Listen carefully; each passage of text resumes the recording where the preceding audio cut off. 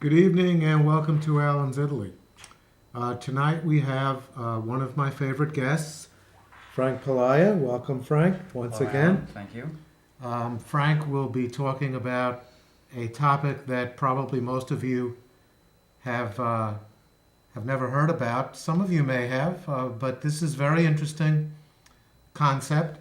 It's called illuminated photo sculpture, and it's a pretty fascinating concept. And he will be talking about that tonight. But first, I would like to take care of a few things that I would like to discuss. See, excuse me for 1 second.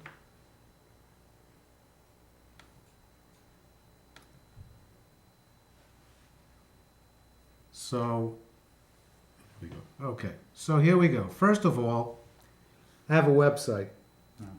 I finally got a website, and it's linked up to the two books I've written, and the people who set it up for me were the people at exlibris.com.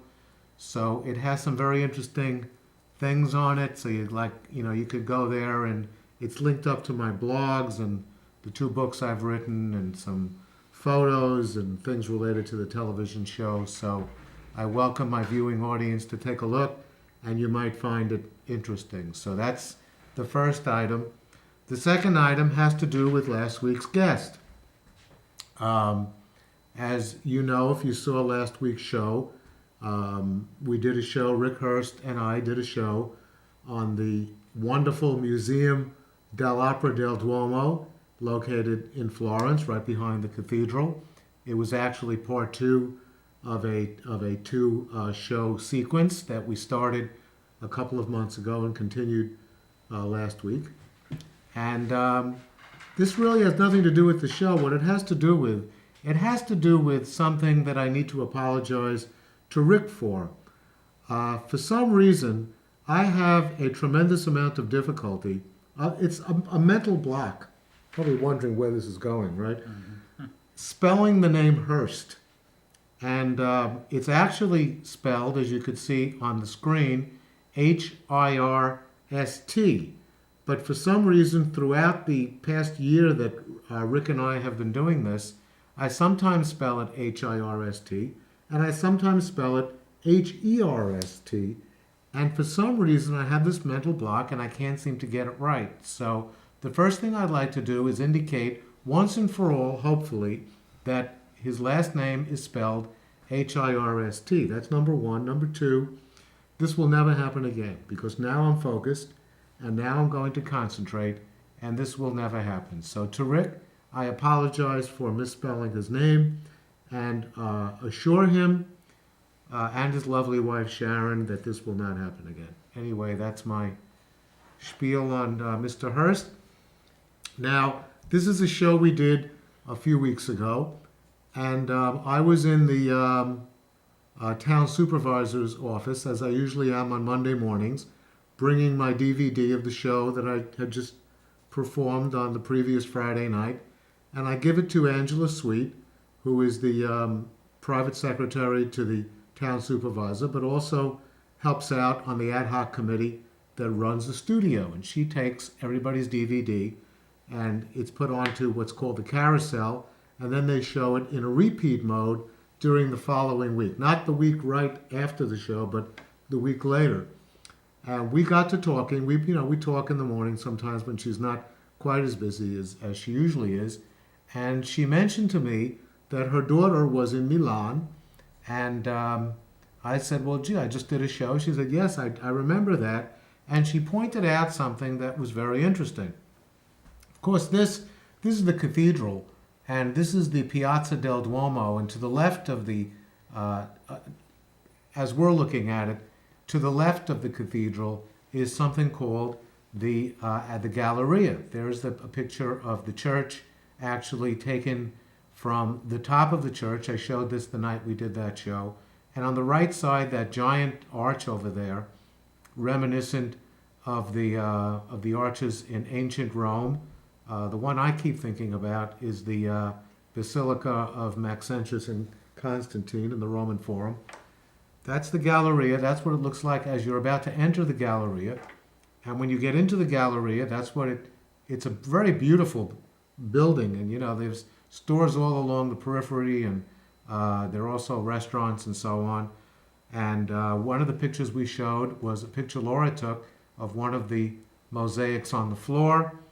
And the one I was talking to Angela about in the town supervisor's office on Monday was this one. This is a bull, and in a very pronounced way are the bull's, I don't know how to put this, because, we have a mixed audience. These are the bull's testicles. Well, this is, it's a bodily part.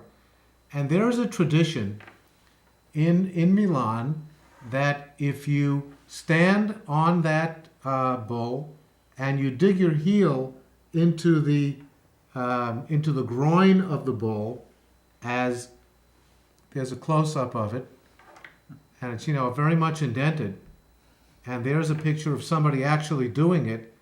And I remember the first time I ever saw this, I actually did it. But Italy is full of tradition and superstition, and the superstition is that if you dug your heel into the groin of the bull and spun around, that you would have very good luck. And I recall doing this when I first went to Milan in 1992. And indeed, the next 20 years have been extremely lucky for me. I don't know about this woman, but Angela tells me that her daughter insists that spinning on the bull caused her to have some very good luck subsequent to that. So this is a tradition in Italy, specifically in Milan, in the Galleria.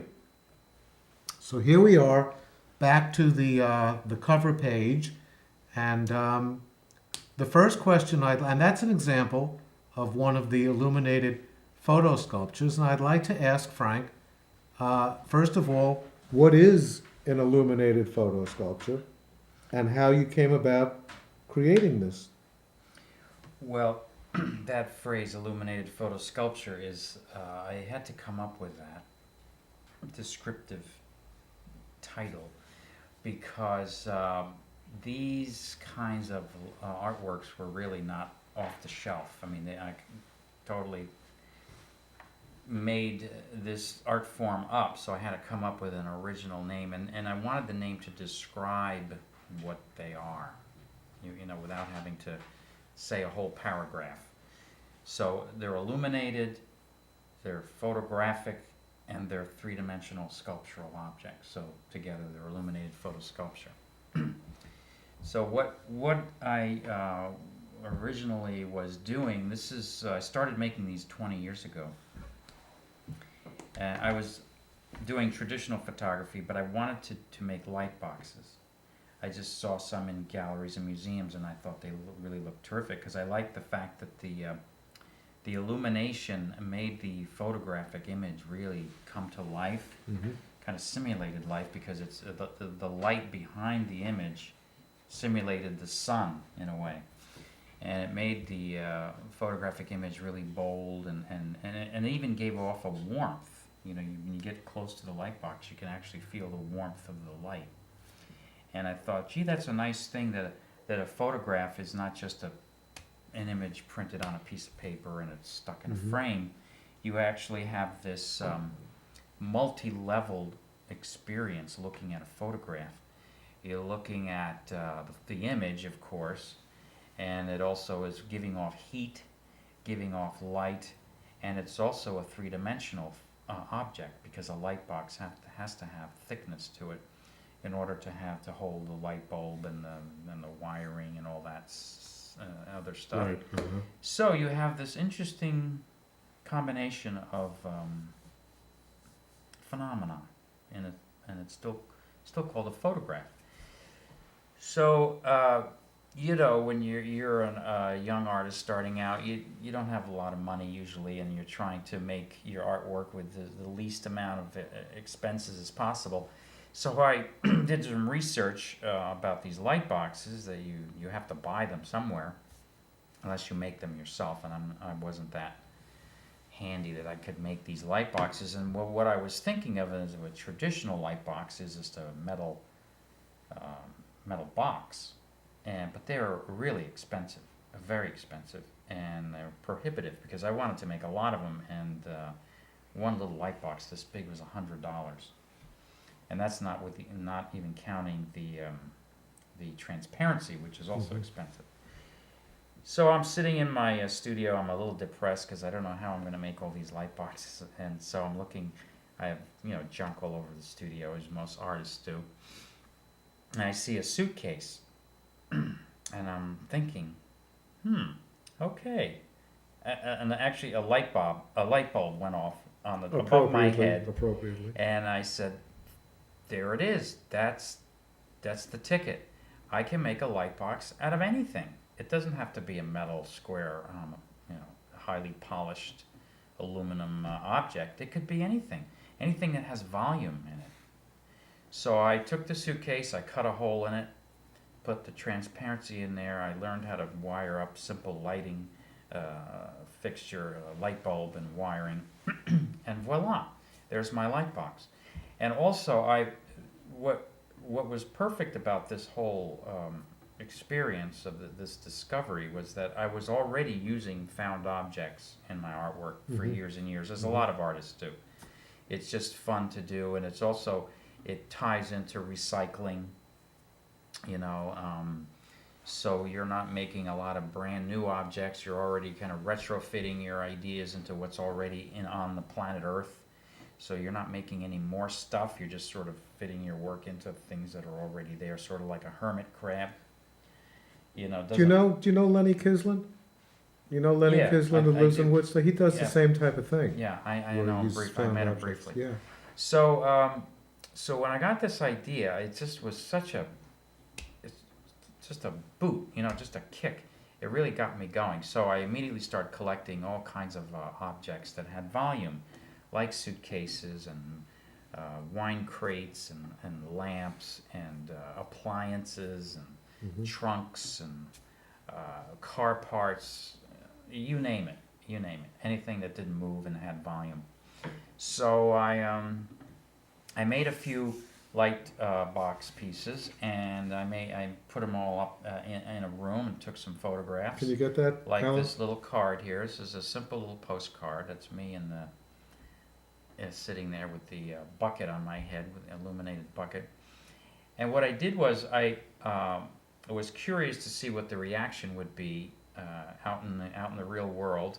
So I just mailed this postcard to a bunch of stores and museums and galleries, and I got an amazing response just from this little postcard. I sent it to Macy's, I sent it to Barney's, New York, the Whitney Museum, Broadway Windows, which is near NYU in Manhattan, and they all offered me window installations using my illuminated photo sculpture. So over the course of about 2 or 3 years, I did several window installations. I mean, from Macy's to Barney's, I had 6 windows at Barney's, a whole block. It was just unbelievable. So I knew I had something, so I kept making more, and I got more ambitious, and they became more complicated, bigger. Sometimes I had 5 or 6 trunks and suitcases, and then I would stack them up and make a kind of an installation. And then I brought the idea outdoors, using larger constructions and incorporating solar panels, because obviously I'm not going to have extension cords going out to all these outdoor sculptures. So I had to figure out a way of illuminating these outdoor sculptures, so a solar panel was the easiest way to do it. So they, and you have a couple of examples Yeah, here, we'll be going through some in a little while. So basically that's the idea, and I like the fact, because I'm a photographer and a sculptor, I like the fact that it brought the two mediums together. And then the illumination was like a little bonus, like an extra bonus. Is this a unique concept, or is this, kind of well? No, it's there are a few. Since I started these 20 years ago, I have come across a few other artists that have used. Because it seems like it's sort of on the cutting edge. Would you say so, or not really? Well, it's not your typical artwork, that's for sure, which is great. You always want to be original. Because to me, it seems like something you'd see at the Biennale. in Venice? Like you'd come in, you Well, see all these things. And Well, I've shown these in a lot of museums hmm and galleries, hundreds, literally hundreds. I showed them here in Woodstock at the Center for Photography in Woodstock, and got a great review in the journal and Right. hmm so forth and so on. And I've gotten grants with these pieces, many grants, probably 7 or 8 grants over the last 30 years. Well, Oh. so tonight we are going to be showing the photo sculptures and with an Italian theme for the most part. Now Most we part. we kind of, well, you know, there were quite a few that had an Italian theme with Italian. You know, it's the kind of well-known Italian scenes, many of which we've seen on the show, but it's from a completely different slant, and that's what grabbed me. Mm-hmm. Plus, there are some other very unusual ones that I thought I'd just throw in just because I was pretty fascinated. So, let's begin. Sure. Okay, so let's start off with this one. Okay, this is one of the very first pieces that I made in this series. I came across this beautiful antique leather suitcase. It's probably over 100 years old, and I felt bad cutting it because, but I figured I'm giving it. This is the way I see it.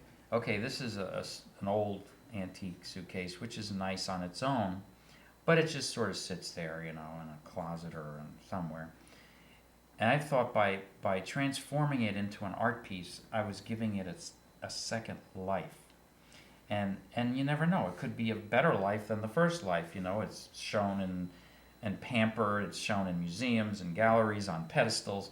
So I thought, well, okay, I'm bringing attention to this really beautiful object, but for a different reason. So what I did was, well, this particular suitcase reminded me of the suitcase that my father had when he came over from Italy in 1949. And that's all he had was that one little ratty suitcase. It's, you know, it's not the actual one, but it looked very, very similar to that. So I thought, okay, what image should I put in this piece? And this was the challenge with these light boxes, is what image do I put in what object? Right. Lots of times the image would be really apparent, just a no-brainer. Sometimes I had a struggle, you know, what do I put in here? Now this one, since it reminded me of my father, I thought I should put my father's image in it.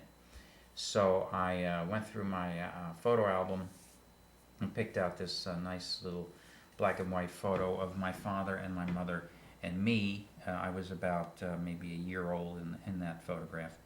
And the title is basically just homage to my immigrant parents. Right.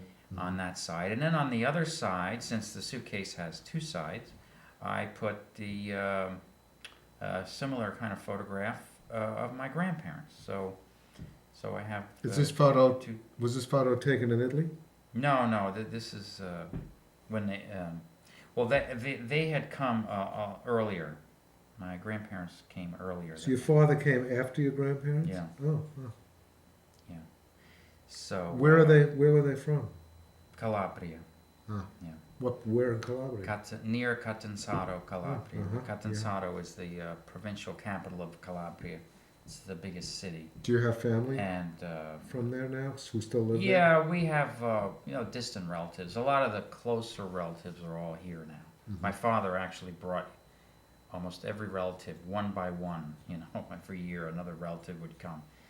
He would work hard, save his money, and bring one at a time. So what is the illumination in the suitcase? It's The- just a just small bulb? little light bulb. Yeah. And of course, and that wire, the electrical wire is Just a behind, wire right, coming okay. out, basically like a lamp. You plug it in just like you would a lamp, Okay. and you can display it on the floor like that. You can put it on a table or on a counter. Or I think it's fascinating.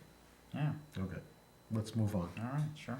So, Okay. Now this is one of the early suitcase pieces. Obviously, suitcases are great because they are a symbol of travel, right?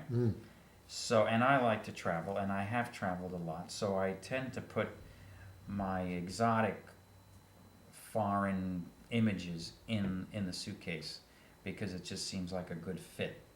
Now, but this one is called Eve's Span. That's my wife Eve there, and we were out in the outside of Rome. There's an aqueduct in the background there. It's called the Quintili Aqueduct, and it's amazing because it's only about 20 minutes outside of the city of Rome, but you would think you were way out, on Mars someplace because there's nothing around this aqueduct.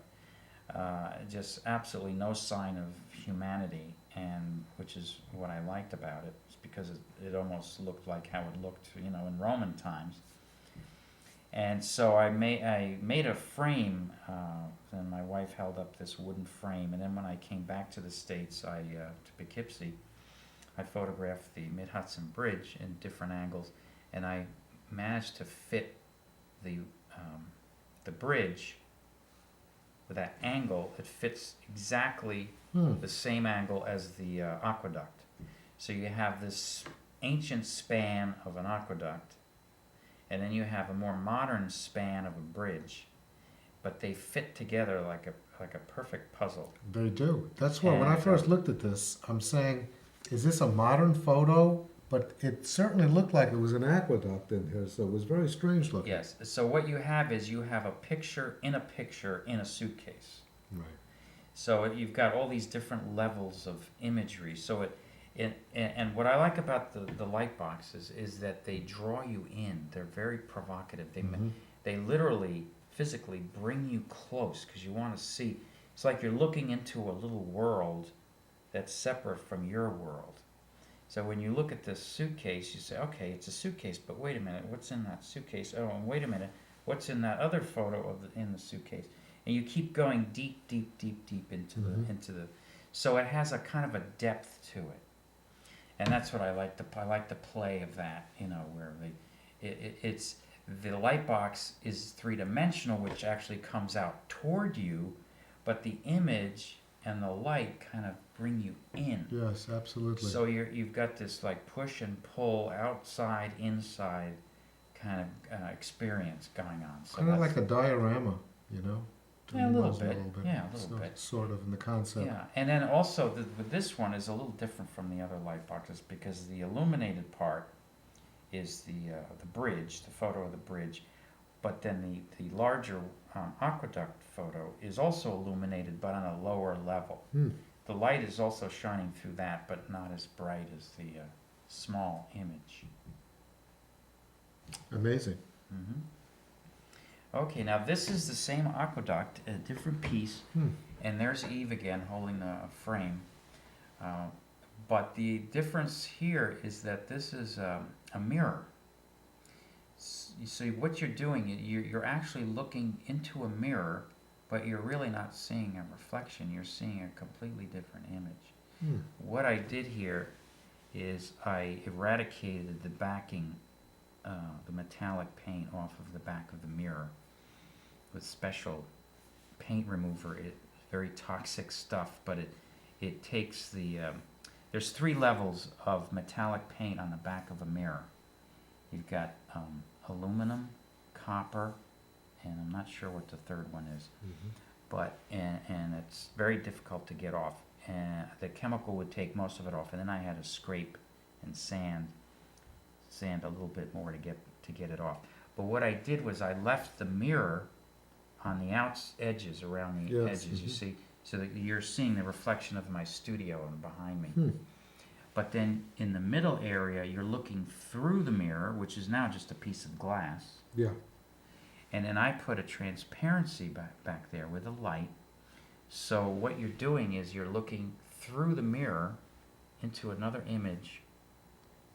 And I've created this light box out of an old frame. That was just an old frame I got at a flea market with a mirror in it. Then I created the box in the back. I put the light in there. So you have this really kind of wild image. You don't really know what's going on because normally when you look in a mirror, you see yourself. Yes. But you look in this mirror and you don't see yourself. You see something completely different. Right. Which is, I like that kind of little shock surprise. Well, you sort of see a little bit of Well, a yourself. little bit. And then, But I mean, that's really amazing the way you could kind of yeah, see the bottom there. and that's me there. Yeah. So But I it's like really that something. play of like reflective light with you in it, and then you have this illuminated light that shows a different image and brings your eye into it and kind of a depth. Also, the perspective of the aqueduct is arranged in such a way that it also brings your eye into it. Right. You know, that perspective. And then you have the sepia. Fascinating. The image, the illuminated image is sepia, which I did on purpose. And then the reflection on the outside is your regular color reflected off of, from the inside of the room. So you've got all these different layers and levels and depths of images going on, all in the same piece. Amazing. Yes, and that. How long did this take you to do? Seems like that would yeah, be it took a little bit of Yeah, time and I could effort. see that. Yeah. amazing how you got that idea. Yeah, this is one of the early pieces again. I love those antique suitcases, which, 20 years ago it was very easy to find these old suitcases, but now they're very difficult to yeah. find, and if you find them, they're really expensive. I used to buy these for $1, at flea markets and yard sales and Salvation Army. But now that same suitcase won't cost $1. Now it'll cost $25, $30, $40. Yeah. But anyway, so this is another Roman aqueduct encased in this suitcase. Again, a suitcase symbolizes travel, and then you have this suitcase image, illuminated image, of a Roman aqueduct. But that's not in Italy, that's actually in Croatia, that aqueduct. Not very far away. Yeah. Just on the other side of the Adriatic Sea. Right, so that was all part of ancient Rome, of course. Mm-hmm. Yeah. Okay, very interesting.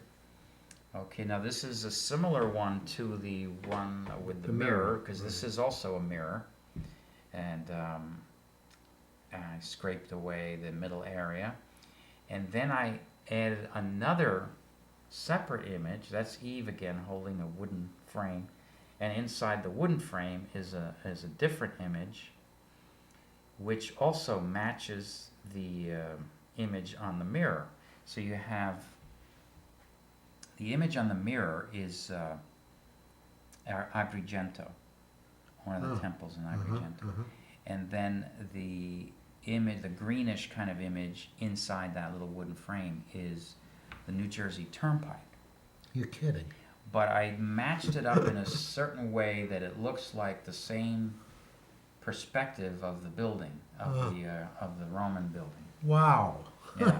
So you've got you've got layers and layers and layers of images that overlap and intertwine, and one becomes another, and it's just sort of a kind of a journey through time and space, looking into the piece. Combining elements of So both. you've got the materials are basically a mirror and a light and two different transparencies.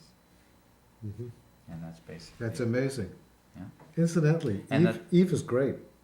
I mean, in many ways, she's been on this show and has been Yeah. wonderful, but, Yeah, she she's was really quite a helpful. good assistant, yes. And you never see it from the front. You See, always- I should mention, the original idea that I had was to hold up a transparency in the actual location that I'm taking the photograph of the temple. Mm. That was my original idea. But to plan that in advance, was so complicated. I could never really figure out, what what transparency do I make, and then I have to find a building that would fit the transparency, and then the light has to be just right. So rather than doing it that way, I just had her hold up the frame. Then when I came back home to my studio, then I just cut out the image and fit it into the piece. It was so much easier to do it like that. And the final result is pretty much exactly what I had in mind anyway, so it didn't really matter. Okay. Okay, again, now playing with the suitcases. I love suitcases, because they're just a nice size. They've got a handle, they're empty inside. You can sort of do whatever you want, put things inside, and cut them and pile them. This one is called Sweet Tower Tower. Um, I took 4 suitcases, stacked them up, put an illuminated image in each one. And what the images are here, I don't know if you can tell in this, but if you look closely, they're little towers, Yeah, little Italian towers. towers. Yeah. But they're not real towers. They're actually little sugar wafers. Really? Yeah, you know, in Italy, sometimes when you get a gelato, they stick, for fun, they stick a little sugarcane little sculpture of a tower or any I other never saw town. that. Yeah, there was only one gelateria that had this in Rome. They would just stick it on top of the cone as like a cute little thing, like Huh. you know, you can eat it. Yeah, yeah. But they were so beautiful that I couldn't eat them. I saved them. So Yeah. what I did was I found a potted plant and I stuck the little sugar towers in the plant. And I photographed it close up so it looked like it was a real tower in the landscape. Huh. See, the background is all green, Yeah, you know, yeah, kind yeah. of weird exotic leaves and branches. It really was just a potted plant because these little sugar cone things are only about 2 inches high. But in the photograph, they look big, you know. And so I did 4 or 5 of these, so I figured I would just put them all in the same piece just because they work together. Is And there a they're all reason different why you have styles. the handles, the 3 handles on the top, and then the No, one? but I that just usually coincidence? make sure that the handles are going in both directions. Right. Just to kind of balance it out. This is a great piece. And by the Oops. way, yeah, no, that's all right. You can go to the next one. Okay, this is Yeah, very this similar. is a different one. This is called Tower of Towers because it's These are real towers. these are real photographs of real towers in Italy, and one of them is Croatia. Mhm. And again, I put them in the different suitcases and stacked them up. By the way, they look like they're casually just stacked together like that, but they're not. They're actually attached. So when I pick that up, it's all one piece. Somehow I feel that there's nothing casual about your work. That Well- everything, there's an intent and... Well, because I couldn't risk just stacking them because I didn't want Yeah, of anybody course. one little push and the Yeah, of whole thing course, would yeah. fall down. So there's a metal rod that goes through all 4 of those that actually Wow. holds them all together. It's pretty sturdy. That's a great piece. Thank you. Okay, we're gonna Yeah. keep moving on. Okay, now this one is same series, the stacked suitcases. Now this one I had fun with because, well, the title is Leaning Tower of Suitcases. And the one on the top is actually the Yeah, Leaning the one Tower, on the top right? is the Leaning Tower of Pisa. But if you notice, the Pisa Tower is straight in the suitcase. It's absolutely straight. Yes, I'm looking at it and saying, is that the Leaning Tower? Because Yes. it looks like it's Usually straight. you don't yeah. see it straight, but I Yeah, put it in yeah. there straight. But what I did was I leaned the whole piece in the same 7 degrees off center as the actual tower. Hmm. So even though the Pisa Tower is straight in the suitcase, the overall angle of the piece, and it stands this way, it's supposed to stand that way, is always leaning like that. so, Wow. so that's the very Leaning good. Tower of suitcases. Very good. Very good. Now this piece is called Luggage Claim, and again it's sort of the idea of an airport from maybe, I don't know, 60, 70 years ago when they didn't really have much of a system to organize the luggage, and so you might come across a big stack of suitcases left by different people. Right. And what I did, I put in illuminated images in almost all of the objects, all the suitcases. Of course, they're all different styles and sizes, and each image is a little different. Mm-hmm. And it's also a play on, you know, after 9/11, we all have this kind of collective anxiety with travel. And, you know, it used to be fun to travel, but after 9/11, it got kind of depressing. It got difficult to travel. With the, you know, Security all these, and all. and security. And so I kind of played off of that by putting images of the Iraq War and Al-Qaeda and so forth, and some of them. Some of them are just kind of innocuous travel photos. And even the backs of these suitcases and trunks have images. So there's about 9 or 10 different illuminated images, but different types. And it's an installation, and it has kind of a feeling of time, of years ago, but yet recent because of the imagery, Right. the war imagery. It's a great piece. Great Thank piece. you. All right, now this is another configuration. I was coming up with different ways of showing an image. I wanted to show one image, but using 4 suitcases. And so I kind of used the suitcases as almost like a frame. And the image here is a view of the Canadian Rocky Mountains with this beautiful sun kind of setting in the There are distance. quite a few Italians living in the Canadian Rockies. Right, so that's the connection, right? But so It's a great anyway, shot. these are all attached. I know they kind of look like they're just stuck together on the wall, but actually it's one piece. But it makes one image, so it's sort of a 1/4 of the image is Wow. in each suitcase. Okay. Yeah.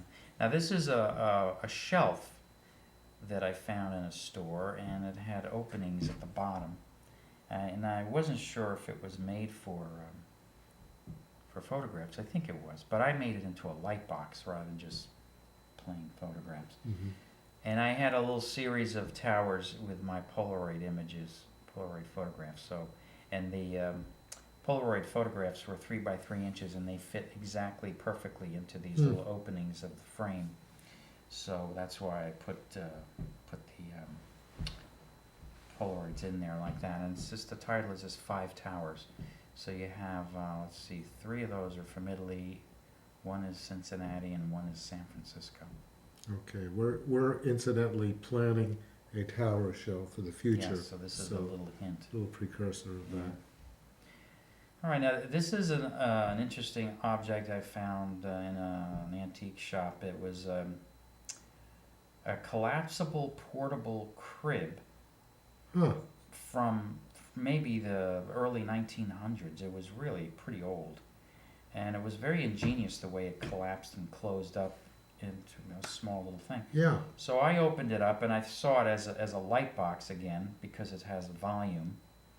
I put a cover on it, and then I selected an image that kind of wraps around this like cubicle shape form, and I picked the Colosseum because it kind of went around. Mm-hmm. Although that's not the Roman Colosseum. That No. is a Colosseum in Croatia, in Huh. Pula, Croatia, which was a Roman territory. And then Amphitheater. An amphitheater. Amphitheaters are the round ones. Colosseum. Yeah, but the Colosseum is Yeah. just the name of that particular one. But this is a Colosseum. Right. It's not Yeah. the Roman Colosseum, but this is a Yeah. Colosseum. It's the third biggest Roman Colosseum. The biggest one is Rome. The second biggest one is in Tunisia. And then Oh. this is the third biggest one. And they still use this as a theater. They Yeah, had a yeah. stage in there. It's a very Like the one in Verona. It's a very well, maintained and so forth. But the title of this piece is Crib Coliseum, and what it means is, I thought of the concept of a coliseum. It's an enclosed area where people do things in, right? Yeah, yeah. But the Romans tended to do kind of, Nasty Nasty, things. bad Nasty things in things. there. Like, yeah. and then, but a crib is a very innocent, sweet Yes, it is. space for right, a child, a little Right. baby. It's a dichotomy. So you have this 2 kinds of spaces that are, Mhm. one is really big and they do bad things, and the other one is really small and they do good things. Mhm. So I brought the 2 together, and that's why it's called Crib Coliseum. But on top, I put a pile of, again, to reflect both dichotomies, stuffed animals, little cute little stuffed animals, but intermixed with the stuffed animals there are guns. Really? Yeah. I can't. Those black things are handguns. I see. Yes. Right.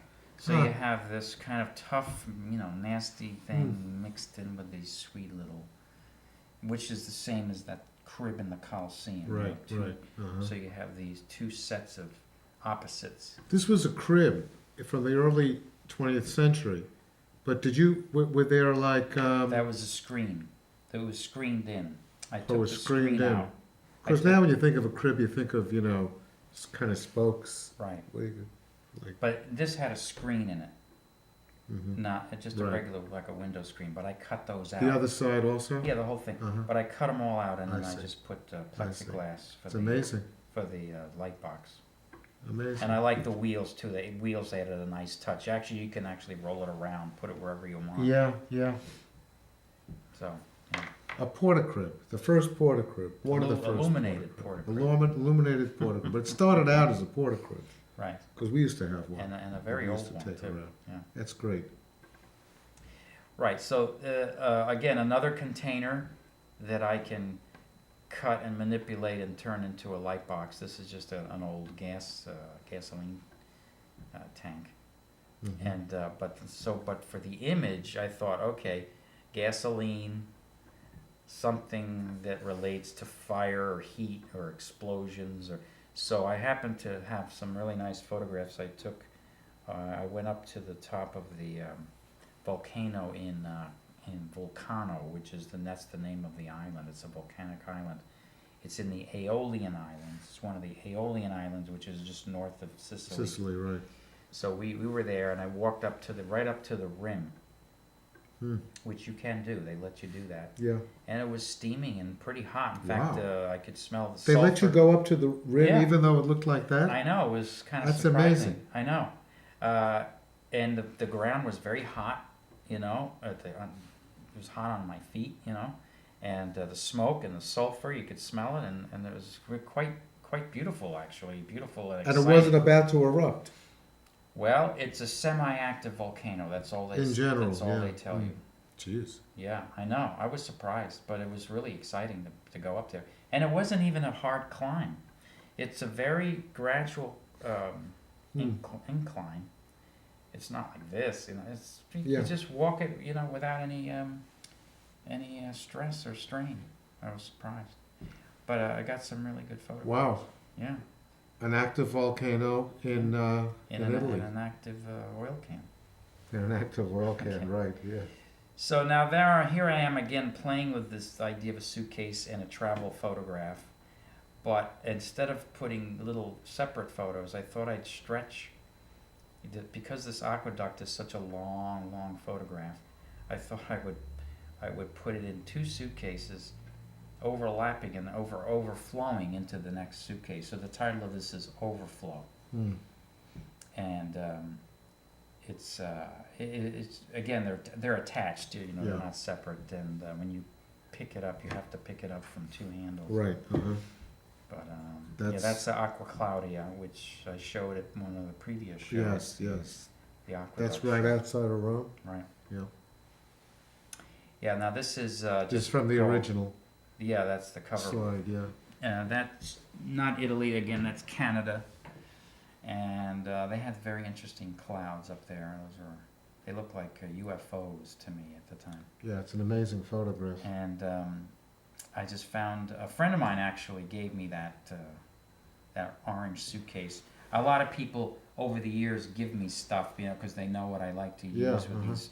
So that one was a rare orange suitcase. I liked the color very much, so that blue is kind of like an opposite color, and it really You have That's a this great light, yeah. Well, that's where the bulb this is there. li- That's yeah. that's the hottest part of the bulb, it enhances the image. Yeah. It sort of makes it look very, like a sunset. sunset, or, you're thinking Yeah. of that as UFOs, so Mhm, that's like, mhm. some kind of a situation going on with that. Okay, now this is a little different from the rest because this is a traditional light box. These are the kind of light boxes that I was planning on using when I first thought of making light boxes, which Mhm. this one is 4 by 4 feet, which is a pretty big size, and costs about $500 just for the box. Wow. But I bought these used, so it Mhm, was a little less expensive. But they also have, there's nothing wrong with these light boxes. I just couldn't afford them when I was starting out. But they also have a nice, clean shape, and they don't fight with the image. You know, this image is very busy, so I didn't really need an elaborate or weird or Yeah, unusual suitcase container. or Yeah, container. I right. just the square traditional light box was fine for this because you really want to just look at the image. You don't really have to look at the box. The other ones, it's a play off the container and the image. Right. They kind of either enhance each other or they're the opposite of each other, and so that's what makes it.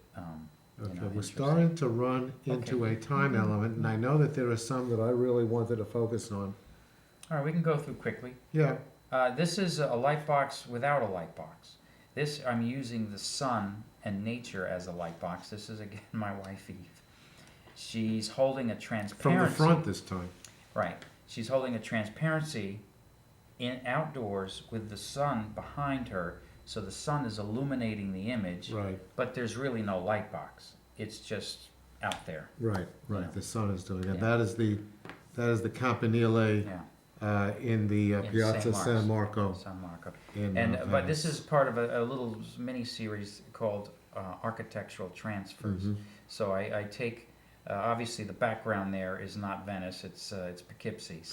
So I'm taking the Italian The architecture Venetians would love and that. transferring it to Poughkeepsie. So those are the And we'll be talking about the Campanile in Yeah, Piazza towers. San Marco when we Yeah, do the in towers. another And show, that's right? because it's quite a fascinating story, Mhm. and we'll tell why Yes. when the time comes. Okay, now this is another series of light boxes, again with no light box.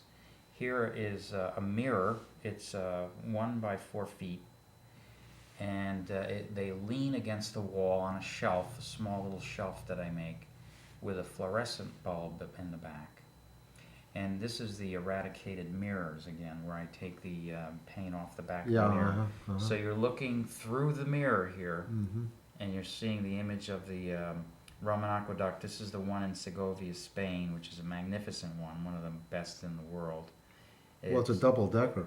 Yeah, and it's about almost 250 feet high and splits the city right in half. It's exactly down the middle of the city. It's just Now, do you know why they magnificent. had, it's really 2 aqueducts. I mean, two conveyors of water. No, it's not. It's only one. It's only the one. reason why they did two Two. because it was so high, they couldn't. The engineering For support. the columns would be too high and too fragile. I see. So they had to cut it off at a certain height and then build another level on top of that I see. to make it sturdier. Otherwise, it would those Yeah. tall 300-foot columns were too Mhm. flimsy. I like that Um, aqueduct very much. Yeah, that's. They also have triple decker ones I've seen, right? Yeah, I think the one in France is a triple decker, the Pont du Gard. Again, this is a mirror piece, and that's the Quintilli aqueduct, the first one that we showed with Eve holding the frame, Yes. different angle, but this was shot with Polaroids, 4 Polaroid photographs put together, and then I hand colored the Polaroids and then made them into transparencies, and that's what you're seeing there. You're seeing the color is from the hand coloring on Mhm. top of the photographs, Beautiful. which I scanned and made into transparency. The black border there, that's a mirror, but Huh. because it's dark, you don't really see any Right. reflection. Beautiful. Very difficult to photograph these. This is a little better shot. Now that's that That's same. the triple. It looks like a triple decker. That's No? not an aqueduct. That's the Coliseum that you saw earlier. Oh, that's the Coliseum. The one in Crib Yeah. Coliseum. Yeah, piece? yeah. That's the same Coliseum in Croatia. But this is a large mirror piece. This is about 7 feet long and 2.5 feet high. Mm. And it's made with 4 mirrors put together. And again, it's Where do you they're- where do you scavenge these things from? Is there like what mirrors? all these extra mirrors and Well, suitcases? these mirrors I just buy because these are regular Yeah, mirrors. regular mirrors. Right. Okay. But some of the mirrors I find or buy, yard sales. But this particular one. Okay. is- There's one piece. We only have 2 minutes to go. Mhm. There's one. Okay. So I'm going to move fast. Yeah, I'm go ahead. going to just Yeah, go. these. This is what I want you to talk about. Okay. This. All right, this has nothing to do with Italy. This is Fine. actually a piece about animal cruelty. It's called Dead. The title is Dead. And what it is an upside down coffee table with the legs are up. It's sort of like a dead animal's four legs. And I created this kind of weird head, which is a globe. And I put the X's there. That's the symbol of dead, you know, when you put X's over the eyes. And in the stomach, in the bowel of the animal there, in a fake leopard skin, by the way, is a tiger, a Bengal tiger, and it's an endangered species. You can't see it, but it's the head of a tiger. And then the tail is a tail of a mink coat, like a fox, stole, mink stole, fox. So you've got these sort of animal parts and animal connections, and it's just a comment on animal cruelty and shooting, endangered animals. And what's funny about this is this was in a museum. This is, in fact, it was in the Dorsky Museum. This piece. And the floor of the museum looks so much matched. Which is just a coincidence. Okay. Do we have any other I thought were? There's more. Oh, this one I wanted to do. Yeah. Yeah. Well, I also have been making lamps over the years, for 20 years, a lamp design, and I came up with the idea of using appliances as lamps, and I came up with the idea of making a blender lamp because it saves shelf space. Right. You could just take the lamp out and use it as a blender. Yeah. If I could figure out how to actually chop Unscrew and puree with the bulb in there, that's a whole nother thing. Pretty fascinating. And this? That's an antique fire extinguisher. Ah. And the image that I put in there was the Iraq War.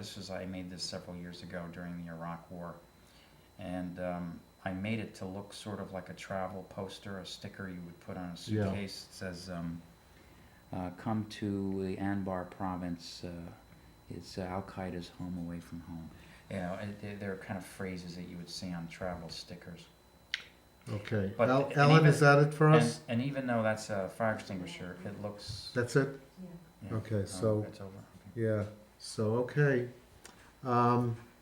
Thank you very much. It was wonderful. I had a great time.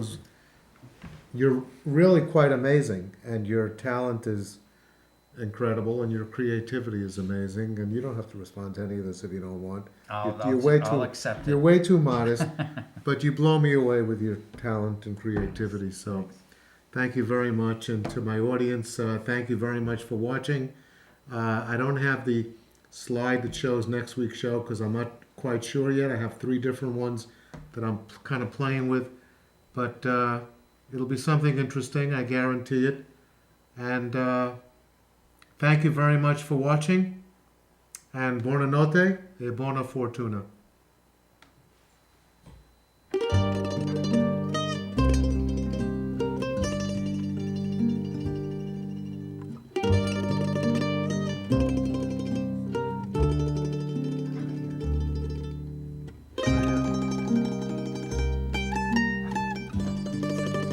Great picture of you? I love that picture of you. Yes, you do. It's great.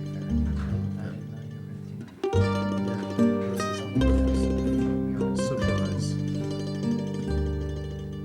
Gotta get down to Poughkeepsie. Gotta get down to Poughkeepsie. So I'm gonna talk to Laura about that because she's like really busy right now. We'll work something out for her. It's gotta be a Saturday night, I guess, but we could be during the week too, I suppose. We'll work something out because I do want to do